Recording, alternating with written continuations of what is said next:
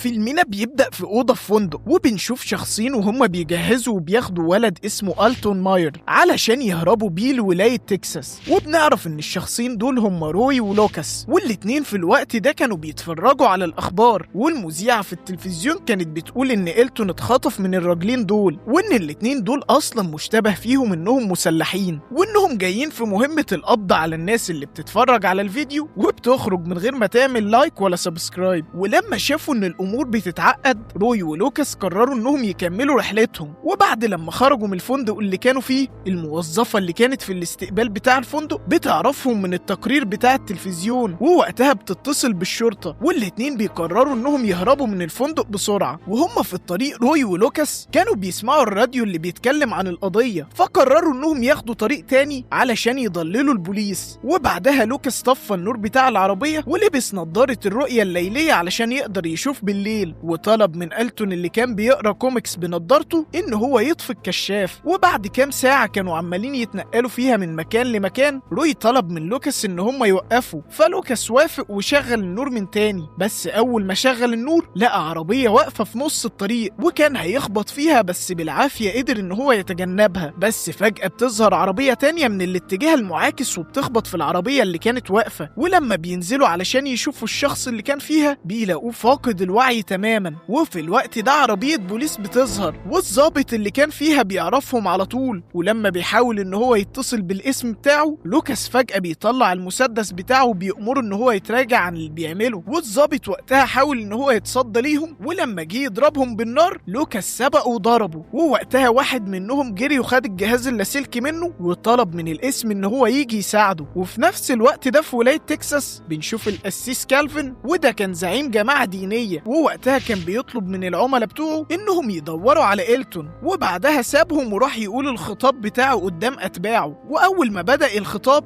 بدأ يقول أرقام كأنها رسالة مشفرة. وفي وسط الخطاب بتاعه ده فريق ال FBI بقيادة العميل ميلر بيجي وبيقبض على القسيس، وبيقول لكل اللي موجودين ان هم متحولين للتحقيق. وبعد لما بيوصلوا للمكان بتاع التحقيق، العميل ميلر بيستدعي دكتور بول اللي بنعرف ان هو محلل في وكالة الأمن القومي، وكان جايبه علشان يستجوب القسيس. وأول لما بول بيدخل الأوضة بيسأل القسيس كالفن عن الأكواد الرقمية اللي كان بيقولها في الخطاب بتاعه، وبول قال له ان المعلومات بتقول ان الأرقام دي أكواد حكومية وفيها معلومات سرية جدا. بس القسيس رد عليه وقال له ان الأكواد دي ما جابهاش من عنده، وان اللي قال له على الأكواد دي هو إلتون. وكمان قال له ان الولد ده عنده قدرات خارقة وبيعرف يتكلم لغات كتير جدا، وبيقدر ان هو يلقط رسائل من الراديو وحتى الأقمار الصناعية. ولما القسيس شاف القدرات الخارقة بتاعته دي قرر ان هو ياخده كمشروع ليه ويخليه قائد ليهم علشان يتبعوه. بس من كام يوم روي تومبلين اللي هو ابو إلتون الحقيقي بيجي وبياخده من المكان بتاع القسيس. والقسيس بعدها كان محتاج انه يلاقي إلتون بأسرع وقت علشان المشروع بتاعه يكمل. وبعد كده بنشوف روي ولوكاس وهم بياخدوا إلتون لبيت صاحبهم إلدن، ووقتها إلدن بيسمح لهم ان هم يقضوا الليلة عنده. وبنعرف في الوقت ده ان إلتون عنده حساسية شديدة للضوء، علشان كده كان بيلبس نظارات واقية طول اليوم، وكان كل حركته بتبقى بالليل علشان هو ما بيشوفش في الشمس ابدا. وبعد شوية إلتون بينام، وابوه حاول بعدها انه يرتاح شوية، بس في نص الليل زلزال بيبدأ يضرب البيت، وروي وقتها بيسمع صراخ ابنه وبيجري على الأوضة بتاعته بسرعة. ووقتها بيشوف إلدن وهو كان في حالة تنويم تام، وكان طالع شعاع ضوء كبير جدا من عيون إلتون، والشعاع ده كان ضارب إلدن. وروي من غير ما يفكر كتير بيقرر ان هو يضرب إلدن على دماغه، وبعدها بياخد ابنه في حضنه، وابنه وقتها كان بيعاني من ألم شديد جدا في عينه. ولما بنرجع تاني لولاية تكساس بنشوف بول وهو بيكمل استجواب أعضاء الطائفة الدينية علشان يحاول يجيب معلومات أكتر عن الولد ده. وبيعرف من كلامهم ان إلتون بيطلع نوع من الطاقة من عينه، وان الطاقة دي لما بتلمس أي حد بتخليه يشوف رؤى ما بيقدرش يفسرها. ووقتها واحدة من الطائفة دي قالت انها رغم انها ما فهمتش حاجة من اللي شافتها، بس لسه فاكرة الإحساس المريح اللي حسيته لما كانت قريبة من الولد ده. وفي الوقت ده بول سألها عن تاريخ السادس من مارس، لأنه لاحظ إن التاريخ ده بيظهر كتير في خطب القسيس. فالبنت ردت عليه وقالت له إن التاريخ ده هيكون هو تاريخ يوم الانتقال. وبول وقتها اتلخبط وما كانش فاهم حاجة من اللي هو بيسمعه، بس قرر إن هو يكمل استجواب للجماعة. وبعد لما بيخلص الاستجواب بتاعهم بيسمح لهم إن هم يمشوا. وبعد لما بيطلعوا القسيس كالفين بيؤمر 2 من أتباعه اللي هم دوج وليفي إنهم يطلعوا يدوروا على إلتون. وتاني يوم الصبح بنشوف إلتون وهو بقى أحسن شوية بعد حادثة امبارح. ووقتها لوكاس قال لإلدن إنه ما كانش المفروض يقرب من إلتون، بس إلدن قال له وقتها إنه مش عارف هو عمل كده ليه، بس كل اللي يعرفه إنه هو عايز يبص في عيون الولد ده تاني. فروي قرب منه وقال له ما يخاطرش بحياته تاني وإلا هو هيقتله بنفسه. وبعدها لوكاس بياخد عربية إلدن وبيهربوا بيها علشان يقدروا يهربوا من البوليس. وبعد شوية التلاتة بيكملوا رحلتهم. وإلتون وقتها كان قاعد بيتسلى بكوميكس سوبرمان، وروي كان وقتها مفكر إن الأبطال الخارقين دول ده كله كلام كده،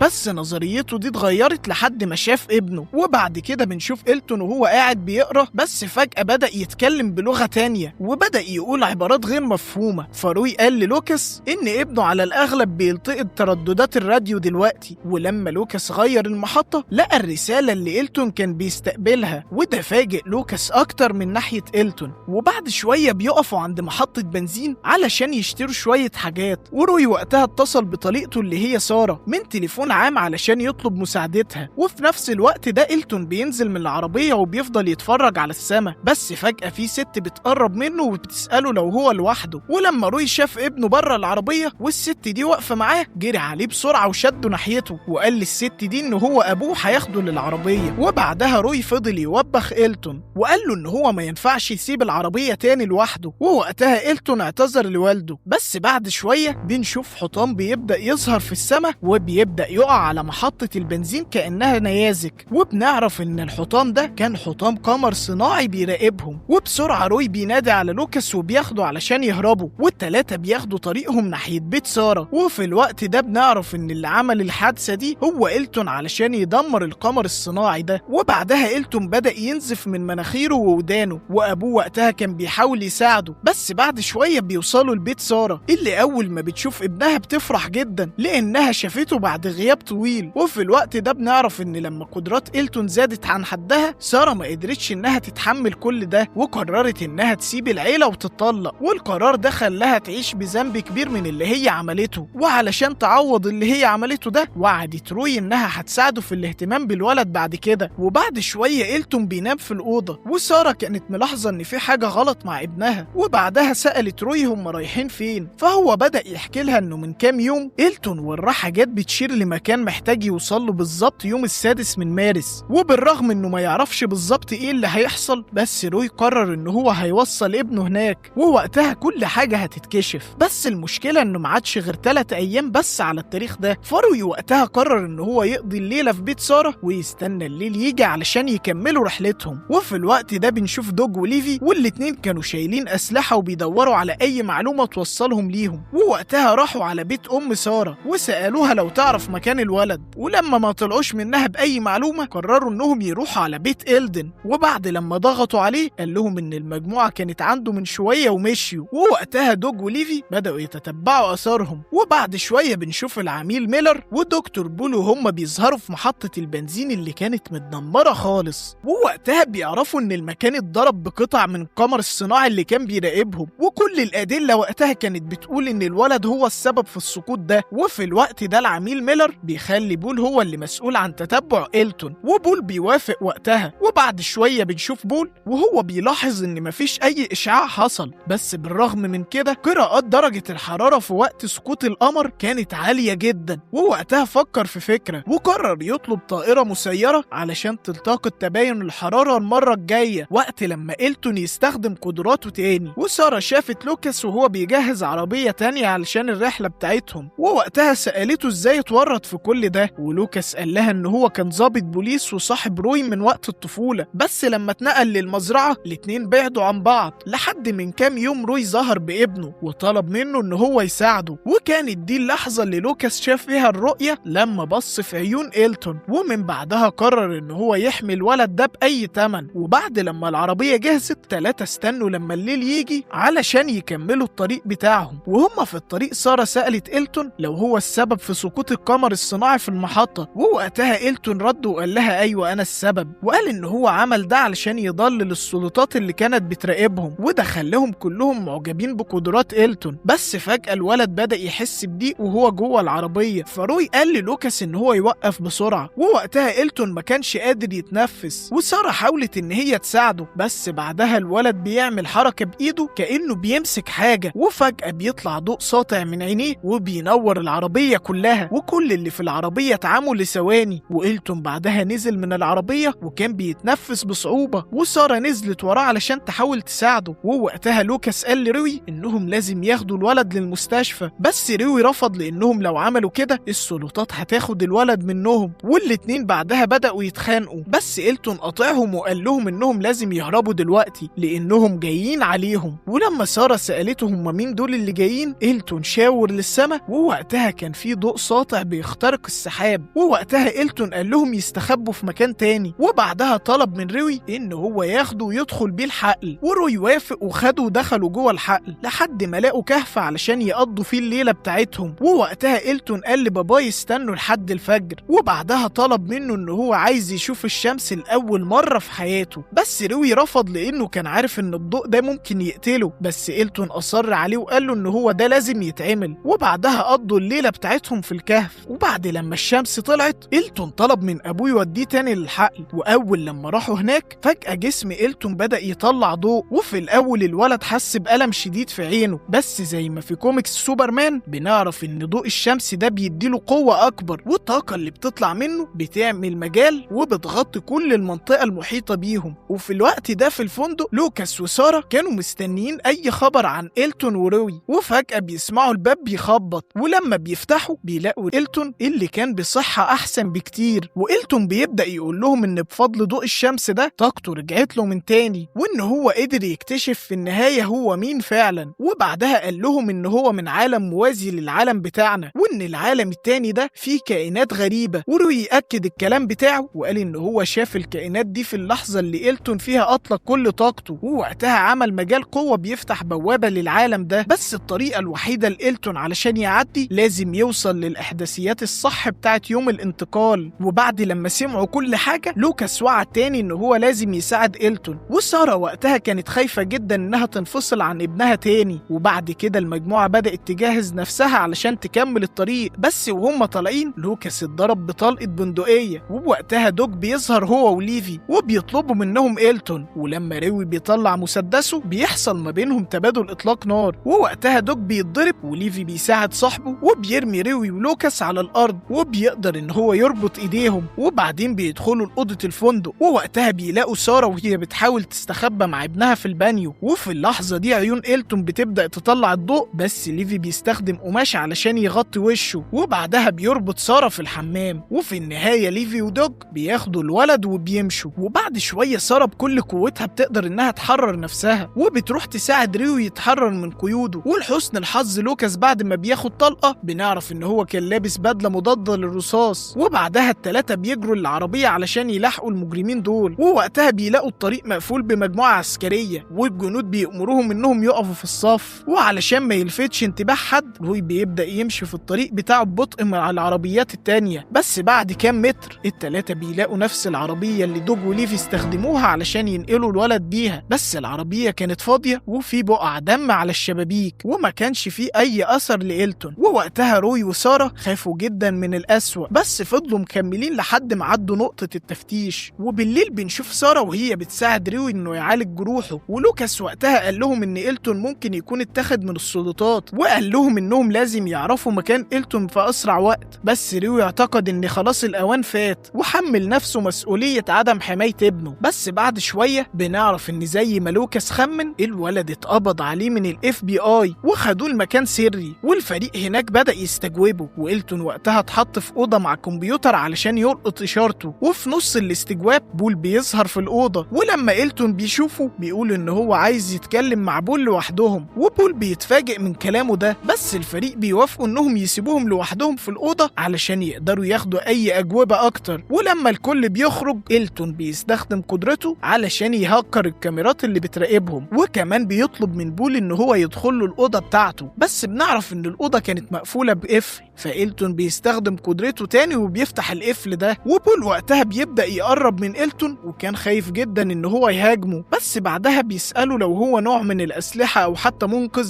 زي ما الناس اللي في الطائفة الدينية بيسموه، بس إلتون بيقوله إن هو مش أي حاجة من دول، لكنه حد من عالم تاني ومحتاج يوصل للعالم بتاعه في أقرب وقت. وعلشان يثبت ده الولد بيطلع نفس الضوء من عينيه وبيغطي الأوضة كلها، وبيدي بول فرصة إن هو يشوف العالم بتاعه لأول مرة. وفي نفس الوقت ده في مكان تاني في المدينة روي بيكون ماشي في الشارع وكان زعلان جدا على ابنه، بس وقتها بيسمع صوت رن التليفون عام في الشارع بيرن، وأول لما بيرد بيسمع صوت بول وهو بيقول له إن الولد معاه وإن هو عايز يسلمه ليه، وقال له كمان إن هو فك شفرة رسالة إلتون وكتب الإحداثيات للمكان اللي هو محتاج يروح الصبح. وفي الوقت ده إلتون بيشوف عربية في الجراج وبيستخدم قدرته علشان يفتح أبواب الأمان وبيشغل العربية، وبول كان مصدوم من اللي هو بيشوفه. العميل ميلر وباقي أفراد ال FBI بيبدأوا يدوروا على الولد اللي قدر يعطل كل الطاقة اللي موجودة في القاعدة، ولما بيقدروا يشغلوا المولدات تاني بيبعتوا الجنود بتوعهم ورا الولد وبول، وكانوا مفكرين إن بول متواطئ معاه. وتاني يوم الصبح كان هو يوم الانتقال الكبير، وروي ولوكاس وسارة بيروحوا للمكان اللي هم اتفقوا فيه مع بول، ووقتها بول بيسلمهم إلتون وبيبدأ يحذرهم إن الجيش موجود في المنطقة اللي هم فيها وهو عارف إن هم رايحين فين، وفي خلال كام ساعة المنطقة كلها هتتحاصر بنقاط تفتيش عسكرية. بس بالرغم من ده إلتون بيقول لهم إن هو يقدر يساعدهم يعدوا من كل المناطق العسكرية دي بأمان، وبول وقتها بيطلب إن هو يروح معاهم لأنه هو عايز يشوف إيه اللي هيحصل، بس روي بيقول له إن الأحسن إنه ما يورطش نفسه أكتر من كده، وبعدها بيشكره على مساعدته ليهم. بس قبل ما يمشوا بول بيعرف إن لوكاس ضابط بوليس وبيشوف الكابل اللي موجود في جيبه، فبيطلب منه إن هو ياخده علشان يقدر يتظاهر إن هو اتقبض عليه من المجموعة دي ويتفادى أي اتهامات موجهة ليه. ولوكاس وقتها بيوافق إنه يساعده وبيديله الكابل، وبول بعدها بيكبل إيديه ورا ظهره وبيستنى الجيش علشان يوصله، وبعدها المجموعة بتنطلق للمكان المحدد بتاعهم. بس في الأول بيقفوا في الطريق والعيلة بتحضن بعض قبل ما يكملوا لوجهتهم الأخيرة، وبعدها روي بيروح يتكلم مع لوكاس وقال له إن اللي عمله ده كفاية وإن هو ممكن يكمل طريقه، بس لوكاس بيرفض وبيقرر يكمل معاه للآخر. وبعدها الأربعة بياخدوا الطريق بتاعهم، وإلتون قال لهم إن المكان اللي لازم يروحوا بقى قريب جدا، بس بنكتشف إن زي ما بول حذرهم المكان كان فيه نقطة تفتيش عسكرية، وروي وقتها بيقدر إن هو يفلت من الكمين ده. بس بعد شوية بنعرف إن السياج الشائك اللي كان في الكمين بوظ عجلة العربية بتاعتهم، وإلتون وقتها قال لهم إن المكان قرب وجري مع أمه في الحقل. ولوكاس وروي كملوا في الطريق علشان يشغلوا الجنود بعيد عنهم، وإلتون وسارة كملوا جري لحد ما وصلوا للمكان اللي حددته الإحداثيات. وإلتون بعدها راح هناك لوحده، وفجأة بدأت تطلع منه مجال طاقة بيمتد في المنطقة كلها. وفي نفس الوقت ده روي ولوكاس بيكملوا هربهم في الطريق، وكان في قوافل عسكرية وراهم، وفي وسط المطاردة اللي كانت شغالة دي الاتنين بيشوفوا مجال الطاقة الضخم ده بينتشر، وإن في أجسام غريبة بتبدأ تظهر في كل حتة. ووقتها إلتون بيشوف قدامه سلم كبير وكلهم بينبهروا من المنظر اللي هم شايفينه. وفي الوقت ده الإطارات الأمامية اللي في عربيتهم بتنفجر والعربية بتنقلب بيهم في وسط الطريق، بس لحسن الحظ الاتنين بيقدروا إن هم يطلعوا بخير والجنود بيساعدوهم، بس كانوا مصدومين من اللي هم شايفينه. وبعد لما الطاقة بتعمل بوابة لعالم إلتون الحقيقي، إلتون بيبدأ يبص على أمه لآخر مرة بابتسامة على وشه، وبعد الوداع ده مجال القوة بيختفي، وبنعرف إن إلتون اتنقل لمستوى وجود تاني. وسارة في الوقت ده بتبدأ تعيط، بس كانت عارفة إن هو دلوقتي عايش في مكان أحسن. وبعدها روي ولوكاس بيتسحبوا من العربية وبيتاخدوا من السلطات، ولما السلطات بتبدأ تحقق مع لوكاس هو بيفضل يقول لهم إن هو ما يعرفش أي حاجة، بس كل اللي يعرفه إن إلتون دلوقتي بقى بعيد عن إيديهم. والمحقق ما كانش مرتاح للإجابة بتاعته. وبعد كده بنعرف إن سارة قدرت تهرب من السلطات وراحت قعدت في فندق، ورغم كل حاجة حصلت وإنها فقدت ابنها كانت بتبتسم لأنها قدرت تساعده في اللحظة الأخيرة، وبعدها قصت شعرها كإشارة على إنها هتبدأ حياة جديدة. أما روي بقى الجيش قبض عليه وكانوا حاطين حساسات على دماغه علشان يحللوها، ووقتها عينيه بيطلع منها ضوء شبه الطاقة اللي كانت بتيجي من إلتون. وفي الوقت ده بنعرف إن روي هو كمان كان جزء من نفس العالم اللي إلتون عايش فيه دلوقتي. وبكده الفيلم بتاعنا بيخلص لسهرة النهاردة. كلمة أخيرة بقى ليك عزيزي المشاهد اللذيذ، احنا فعلا بنتعب علشان نعمل لك الفيديوهات دي، فياريت ما تبخلش علينا باللايك والاشتراك الجميلين بتوعك علشان نعرف نقدم لك كل محتوى جميل. وبس كده، نشوفكم على خير، سلام.